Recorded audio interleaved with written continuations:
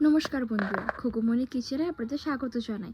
নিয়ে এসেছি আজকে একটা রেসিপি, চিচিঙ্গা ভাজা। এর জন্য প্রথমেই আমাদের চিচিঙ্গাগুলোকে ভালো করে ছুলে নিয়ে আমাদের পাতলা পাতলা করে কেটে নিতে হবে, ঠিক যেভাবে ভিডিওতে দেখানো হচ্ছে ঠিক এইভাবে। তারপরেই আমাদের লাগবে একটা পেঁয়াজ কুচি, আর 8 থেকে 9টা রসুন আমরা কুচি করে নেব, আর 4টে কাঁচা লঙ্কা।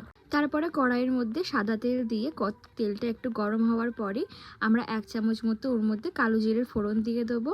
তারপরে আমরা সমস্ত চিচিঙ্গাগুলোকে এর মধ্যে দিয়ে দেবো। দিয়ে 5 থেকে 10 মিনিট মতো গ্যাসের ফ্লেমটাকে মিডিয়াম করে একটু নাড়াচাড়া করে নেবো। চিচিঙ্গাগুলো ভাজতে একটু টাইম বেশি লাগে, তাই জন্য আমি এটাকে একটু ঢাকা দিয়ে করব। কেন ঢাকা দিয়ে করলে খুব তাড়াতাড়ি সেদ্ধ হয়ে যাবে আর মোচমোচে মোড়ে খেতেও ভালো লাগবে। আমি চিচিঙ্গাগুলোকে ঠিক এইভাবে সাইড করে নিয়ে তার মধ্যে আমি একটুখানি তেল দিয়ে দেবো। তারপরে আমি ওর মধ্যে দিয়ে দেবো কাঁচা লঙ্কা কুচিগুলো আগে থেকে যেটা কেটে রাখা ছিল। তারপরে আমি ওর মধ্যে দিয়ে দেবো রসুন কুচিগুলো।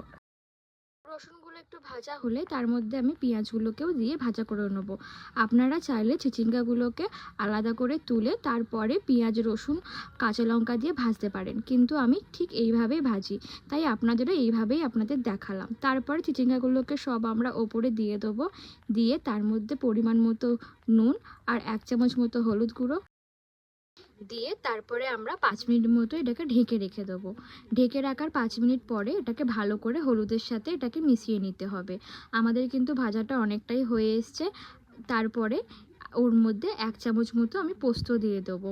পোস্ত দেওয়ার পর আবারও কিছুক্ষণ আমি নেড়ে চেড়ে নেবো। নেড়ে চেড়ে নেওয়ার পর দেখতে পাচ্ছেন অনেকটাই আমাদের ভাজা হয়ে এসেছে। চিচিঙ্গাগুলো আমাদের এবারে ভাজা হয়ে গেছে। আমাদের খুবই অল্প সময়ের মধ্যে চিচিঙ্গা ভাজা কমপ্লিট হয়ে গেছে।